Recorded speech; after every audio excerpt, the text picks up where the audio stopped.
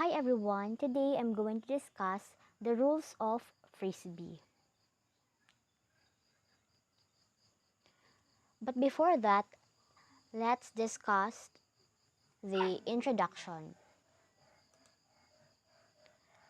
Ultimate is a seven-a-side team sport played with a flying disc. It is played on a rectangle field about half the width of football field with an end zone at each end. Ang objectives of each team is para makascore by having a player catch a pass in the end zone that they are attacking. So, ang each team is meron silang end zone. At ang goal nila is ipass nila yung disc para makascore sila doon sa target area nila. A thrower may not run with the disc, but may pass a disc in any direction to any teammates. So, yung thrower is, hindi niya dalhin yung disc na habang tumatakbo siya. But, kailangan niya itong ipass sa kanyang any teammate. So, anytime a pass is incomplete, a turnover occurs and the other team shall take possession and attempt to score in the opposite end zone. Games are typically played to 15 goals or around 100 minutes. Ultimate is self-officiated and non-contact. The spirit of game guides how players officiate the game and conduct themselves on the field. So this game is non-contact siya because no need na ang lahat ng player is mag-contact to each other. So they need to pass the disc to any of their teammates and para makascore sila. And in this game, need din ng bawat isa na maging self-officiated. Dapat yung mga rules and regulation dapat nila itong ma-apply while playing. The first is the number one is the spirit of the game. So this rules and regulation is produced by the WFDF or the World Flying Disc Federation. So the number one is the spirit of the game. 1.1 Ultimate is non-contact, self-officiated sport. All players are responsible for administering and adhering to the rules. Ultimate relies upon the spirit of the game that places the responsibility to fair play on every player. So ito nga yung sinasabi ko a while ago that this is a non-contact game and dapat lahat ng members o lahat ng players ay gina-apply yung rules and alam nila yung rules. 1.2 It is trusted that no player will intentionally break the rules. So dapat lahat ng players ay hindi binibreak ang rules. Wala ding harsh penalties sa mga na maganap, but rather a method for resuming play in a manner which stimulate what would most likely have occurred had there been no branch. 1.21 is there is a deliberate or the egregious branch of rules of spirit of the game. The captains should discuss this and determine an appropriate outcome even if that outcome is not in accordance of specific rule.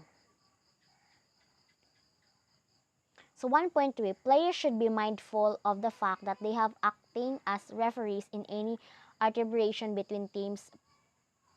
So ang players is dapat alam talaga nila yung rules and regulation of this game because they are the acting referees. Player must first, the 1.3 is know the rules. Be fair-minded in objectives.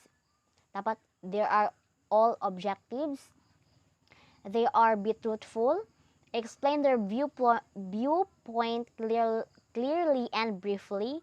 Allow opponents a reasonable chance to speak, so they should allow their opponents to speak. Consider your opponent's viewpoint. Use respectful words and body language with consideration of potential culture differences. So, including ito because we must be sensitive in our actions and body language because of the cultural differences.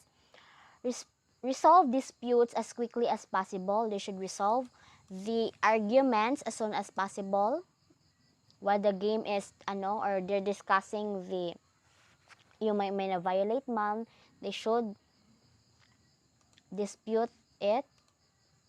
The next is make calls in a consistent manner, thoughtful the game. And 1.8.10, only make a call where a branch is significant enough to make a difference to outcome of the action. 1.4, highly competitive play is encouraged but should never sacrifice the mutual respect between the players. Adhering to the agreed upon rules of the game, player safety, or the basic joy of play. 1.5, the following actions are example of good spirit. So, 1.51, retracting a call when you no longer believe that cause was correct. Checking it with opponent on the sideline after a continuous interaction, complimenting an opponent for good play or spirit, and in introducing yourself as your opponent and reacting calmly towards the disagreement or provocation. So, number 1.6, the following actions are clear violation of the spirit of the game and must be avoided. Yung dangerous play and aggressive behavior. Bawal yun siya. Intentional fouling or other intentional rules breaches. Taunting or intimidating opposing player. Bawal din siya. Celebrating disrespectful after scoring. Make calls in retaliation on opponent's call. Calling for a pass from an opposite player. And win at all cost behavior. So, 1.7 is team are guardians of the spirit of the game and must take responsibility for teaching the players the rules and the good spirit. So, dapat lahat ng members is meron silang good spirit while playing. Disciplined teammates who display poor spirit, need din ito siya. So, provide constructive feedback to other teams about what they are doing well and or how to improve their adherence of the spirit of the game, and call a spirit stoppage to address spirit issues as appropriate. In the case there are novice player involved in a branch and does not know the rules, experienced player should assist to explain the branch. So, in a game, meron talagang mga novice or yung mga baguhan. So, as a member of your team, kailangan mo siyang i-assist sa mga rules and regulation para alam niya or maging aware siya. And an experienced player who offers advice on rules and guidelines and on-field arbitration may supervise game involve beginners or younger players. So, yung mga experienced na player, they should guide their teammates when the game is or while they are playing. So, 1.10, calls should be discussed with the players directly involved in play and by players who had the best perspective on a play. If a player who has not directly involved believes that a teammate has made an incorrect calls or cause or foul or violation, they should inform their teammate. The non-players apart from the captains should refrain from getting involved. However, players may seek other people's perspective or clearly rules and assist the players to make the appropriate calls. And and captains are solely responsible for making and resolving all calls.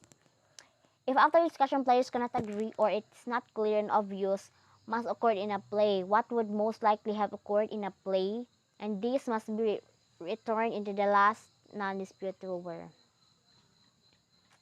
So, ang spirit of the game is, ito yan siya kung paano ka makikipaglaro, paano mo ma-apply yung rules and regulation, on how you assist your members, kung paano yung good behavior mo in a field while you are playing. And for me, spirit of the game is it's really kailangan talaga siya because it is one of parang siyang essential sa laro na ito in Frisbee, because both teams should kanang cooperate or should communicate para walang argument na maganap. And if kailangan may hindi man maiwasan na there is an argument, they should resolve it as soon as possible, because it can lead na magkaaway or something like that. So, the spirit of the game is really needed in this game para lahat ng players should play parang ang flow ng laro is maganda. So the next one is the playing field. A playing field is a rectangular area with dimension of zone as shown in figure 1. So rectangle ang field is rectangular area. So the perimeter lines surround the player field and consist of two sidelines along the left and the two side lines along with width. The perimeter lines are not part of the playing field. Yung parameters, hindi siya part ng playing field. The goal lines are the lines that separate the central zone from the end zone and are part of the central zone. The break marks are the intersection of two cross-meter line in the central zone located a distance equal to the length of the end zone away from each goal in the midway between. The 8 brightly colored objects such as plastic and cones mark the corners, the central zone, and the end zone. So the intimate surrounds of the playing shall be kept clear and immovable objects. Number 3 is the equipment. Any flying disc accepted to both captains may be used. So in equipment, ito siya tinatawag na disc. Yung hugis na it's look like a plate. So dapat yung disc na ginagamit ng sa laro is acceptable siya in both captains or yung both captains ng mga team. So WFDF may maintain a list of approved discs recommended for use. Each player must wear a uniform that distinguishes their team. So dapat lahat ng players is same siya. Ang team 1 is same sa ng uniform and team 2 naman is same na uniform para ma-avoid yung misunderstanding ng team or para ma-recognize sila as one team. No player may wear items of clothing or equipment that reasonable to could harm. So, dapat yung ginagamit na or sinusuot na cloth or any equipment, shoes, dapat hindi siya makasakit ng opponent. Number 3 is the point, goal, and game. 4.1, a game consists of the number of points. Each point ends with the scoring of a goal. A game is finished and won by first team and score 15 goals. A game is separated into two. The period of play called halves. Half-time occurs when a team first score 8 goals. So, ang laro is divided siya into two and they're called halves. The first point each half start when the half start. After a goal is scored and the goal has not been won for the half time has not been reached, the next point start immediately. The team switch the end zone at the end. The team should score between defense and pool next. Number 5 is team. Each team will put a maximum of 7 players and minimum of 5 players on the field during each point.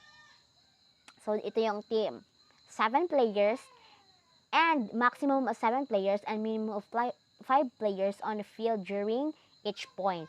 So, each team must be designate a captain and spirit captain to represent the team. So, meron silang, so in this game, ang each team is meron silang designated na captain and iba din yung spirit captain. A team may take unlimited substitution after a goal is scored and before their team signals red lines for pool. Starting of a game. Representative of the two teams fairly determine which team first chooses whether to receive or throw or the initial pool or which end zone they will be initially defend. The other team is given a remaining choice, and the start of the second half, these essential elections are swift. Number 7 is the pool. At the start of the game, after halftime or after a score, play commences with a throw by the defense called a pool. Each team must prepare for the pool without unreasonable delay. So, dapat hindi ma-delay. And the pool may be made only after the both teams have signaled their readiness by having the pooler and player should. So, before mag-pool is kailangan pa hintayin if mag-signal ba ang kabilang team if they are ready. After mag-signal ng kung pwede na, all offensive players must stand with one foot and they're defending one goal without changing location relative to one another until the pool is released. After mo mag-signal of readiness, all defensive players must keep their feet entirely behind the vertical plane of the goal in line until the pool is released. So, team benches, if the offense choices of the goal offside, they must let the disc hit the ground untouched and then resume play. If the break has called, no check is required. If an offensive player catches the ball and subsequently establishes possession, they must establish a pivot point at the location on the playing field nearest to where possession is established, even the pivot point is there defending. 7.12. If the disc contact the out of bounds area without first touching the playing field or the offensive player, a thrower may establish a pivot point either at the brick mark closest at their defending end zone or the location of the central zone closest where these went without out of bounds. Number 8, the state of the play. Play is dead and no turnover is possible after the start of the point until the pool is released. When a disc must be carried to the pivot location after the pool of turnover until the pivot point is established.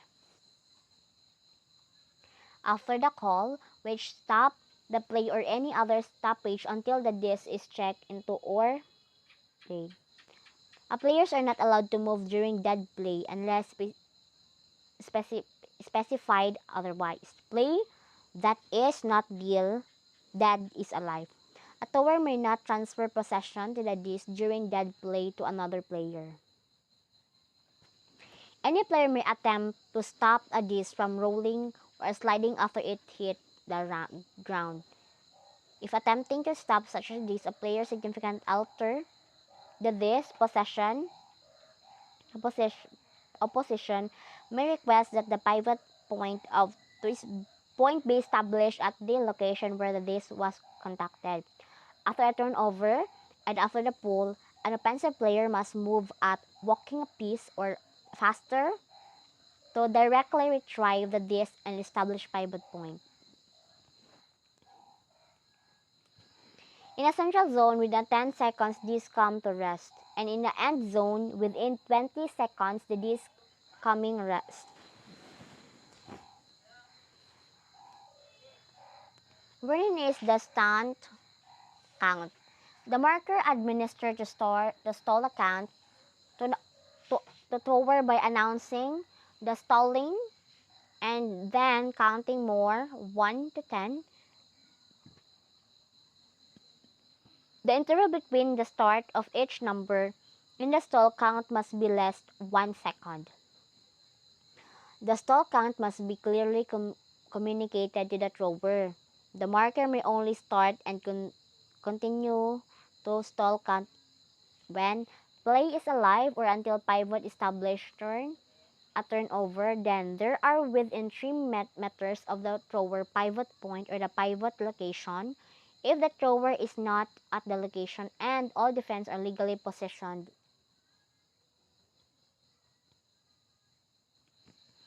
So if the marker moves beyond the appreciation 3 meters radius or the difference player becomes a marker, a stall count must be restrained at stalling. After a stoppage in play, the stall count in resume as follows. After an accepted branch by the defense and stall count, restart a stalling 1. After an accepted branch by the offensive in the stall, restart the maximum 9.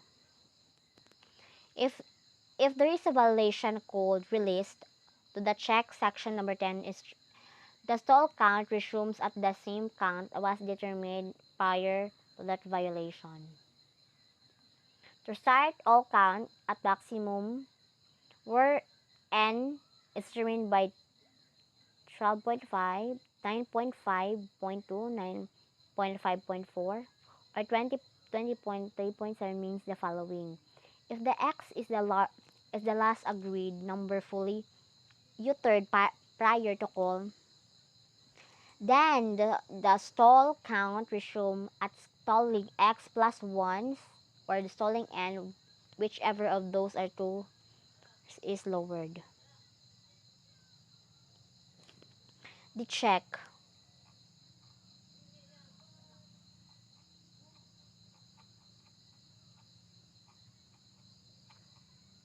The check.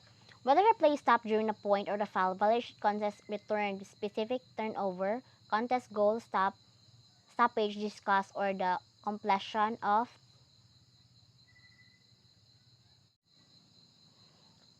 Number 10 is the check. Whenever the play stopped during a point of foul, violation, contested turnover, specified turnover, contested goal, stoppage, discussion, or the completion of the timeout, play must be restored as quickly as possible with a check. Check may only be delayed for the discussion of call. Player possession after a call. If a play stopped before a pass is thrown, all players must return the location they held when the call was made. If play stopped after a pass is thrown then. If the disc is returned to the thrower, players must return to the location they held when the thrower released the disc or the time called, whichever earlier. If the result of the play stands, all the players must return to the location they had made either player established possession or the disc hit the ground.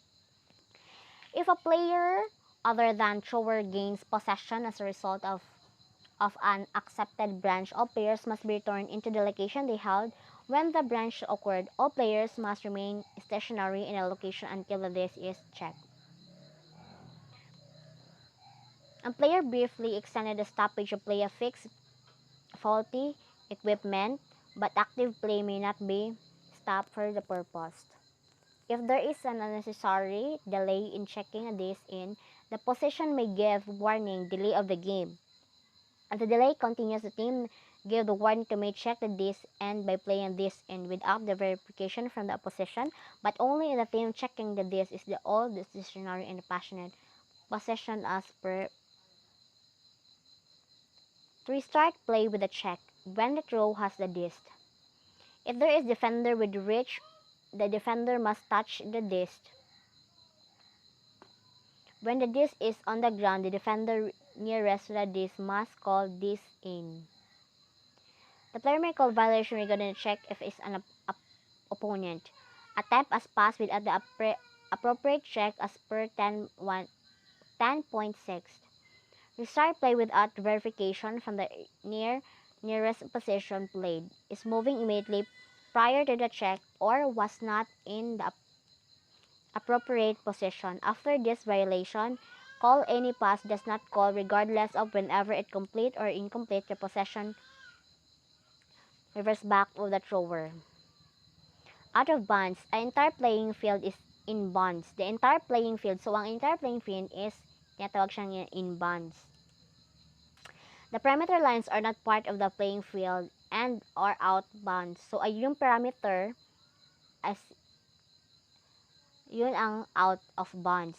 And all non-players are part of the out bounds area. The out of bounds area consists of the ground which is not in bounds and everything in count which expect the defensive player who are always considered in bounds. An offensive player is not out bounds, it is bounds. And an airborne players retain their in bounds status until the player consists of playing field or in the out bound area. A player must cause in the disc to contact the playing should lost the contact of out bounds area and still considered in bounds as long as they are maintaining the catch their established possession. The contact between players does not confer the state of being in or out of bounds from one another.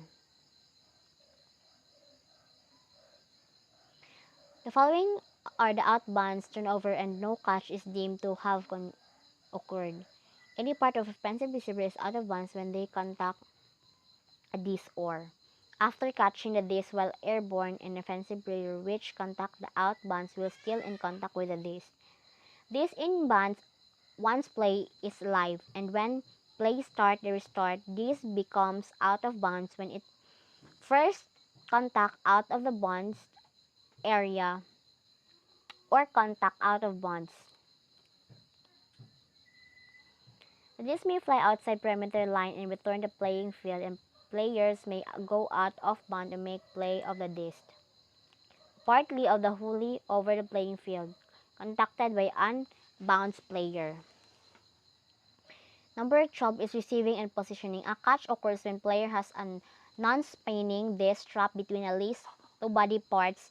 To catch can enable the player establish the possession of this. If the player fails to maintain the catch due to the subsequent ground contact related to the catch or contact related to the catch with a teammate or legitimate position of possession player, possession is deemed to have not occurred. After establishing possession, the player becomes the thrower. If offensive and defensive players catch the disc simultaneously, the offense retains possession. A player in an established position is entitled to remain in that position and must not be contacted by an opposition player. Every player is intended to occupy any position on the field not occupied by any position player provided that they do not intimate contact on getting and are not moving in a reckless and dangerous aggressive manner. However, when the disc is not the air, player and must not move in manner slowly and prevent the opponent from taking an occupied path to make the play on the disc.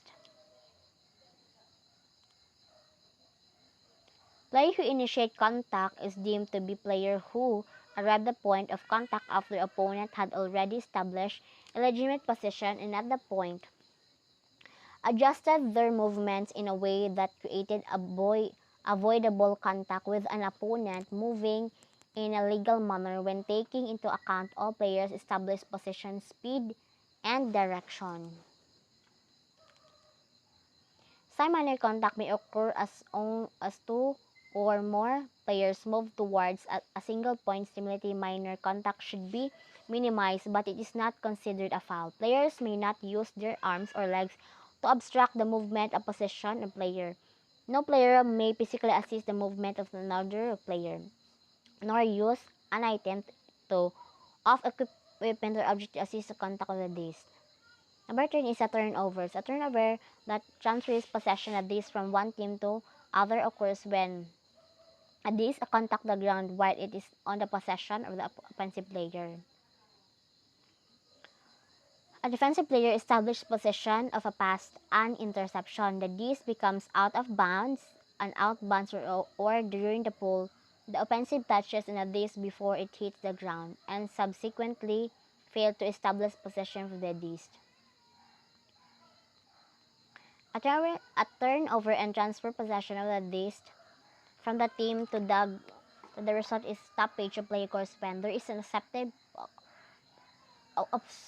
offensive receiving foul and the throwers has not released the disc before the marker for start the ground. The disc is intentionally transferred from one offensive player to another without the being completely stashed. The thrower intentionally deflected a pass of the defensive of another player.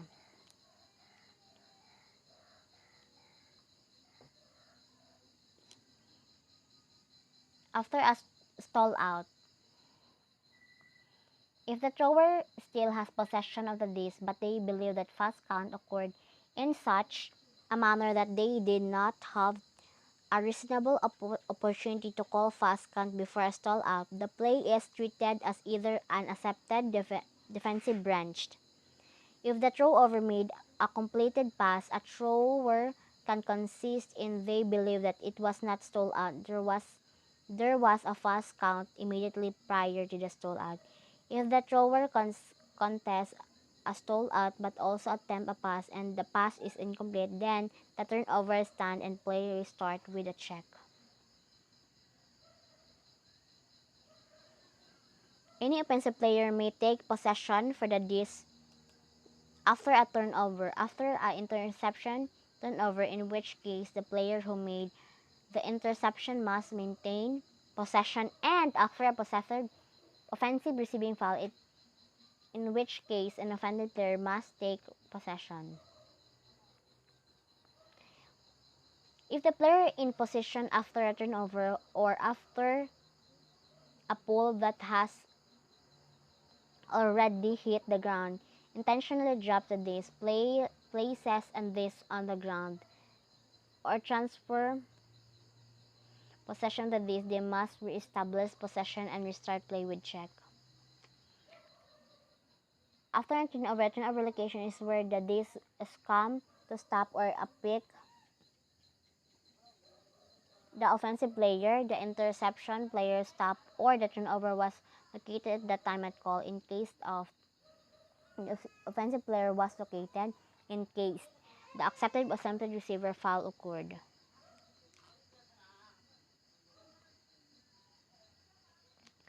If after accepted turnover, plays has continued annually, play stops this. Scoring. A goal is scored if an inbounds player catches the legal pass and all their ground contact are entirely within their attack end zone. Or for an airborne player, all their first stimulus point ground contact end zone. They subsequently establish possession in this to maintain the catch throughout the ground contact related to the catch. Calling fouls, infractions, and violation. The branch of the rules of due to the non-minor contact between two or more opposing players involved. A player intentionally intimate minor contact is still a branch of rules, but it is treated as a violation and not a foul. A branch of the rules regarding the marking or travel branch is an infraction. Infractions do not stop play. Every other branch of the rules is a violation. Only a player fouled may claim a foul by calling foul.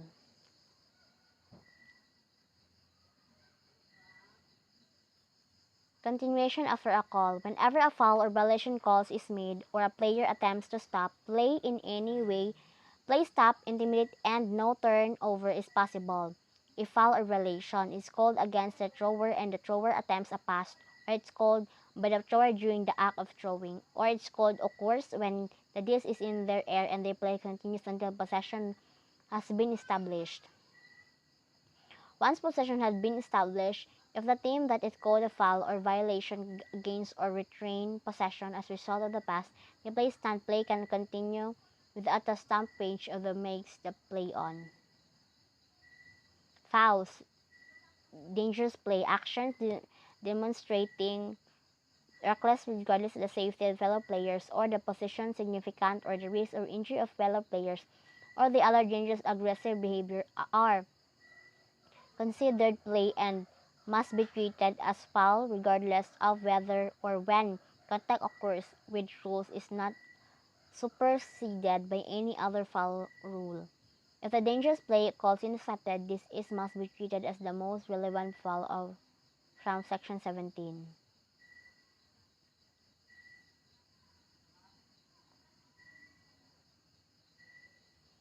Infraction violation marking infraction include the fast count, the marker, the start or continues the stall count illegally, does not start or restart the stall count in stalling, count in less than 1 second intervals, does not correctly reduce or reset the stall account and required or does not start the stall count from the correct number. Straddle. A line between defensive players' feet comes within the diameter of the thrower or pivot point.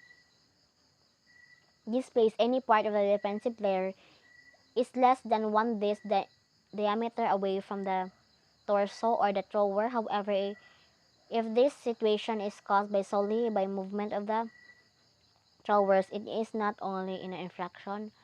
Tapping a line between a defensive player's hand or arms comes with one this diameter of the thrower or torso or any part of the defensive player body.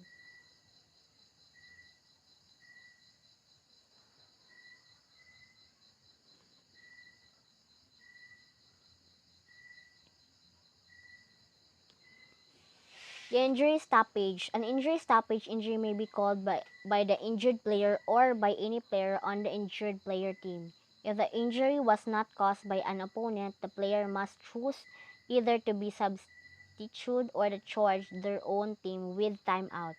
If the injury was caused by opponent, the player may choose to stay or to be substituted. Technical stoppage on any player who recognizes a condition that endangers players, including if a player has an open or bleeding wound, should call the technical stoppage. Calling technical or stop play must be stopped immediately.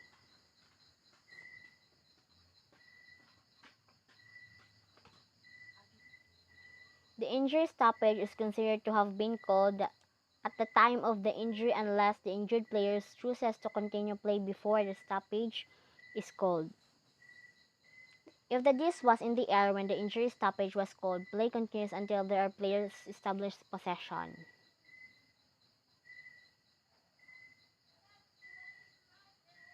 The time as players call a timeout or must or form a T with their hands or with one hand, and these should be called timeout to opposition players. After the start of point and before both teams have signal ready, a player from either team may call a timeout. The timeout extends the time between the start of the point and subsequently pull the 75 seconds.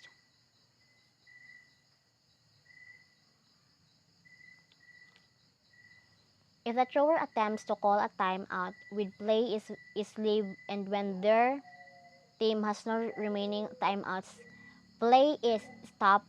The marker must add 2 seconds to the stall count they could have restarted the play on before restarting play with a check. If the result in a stall count in 10 or above, there is a stall count or turnover. Well, that would be all, and thank you.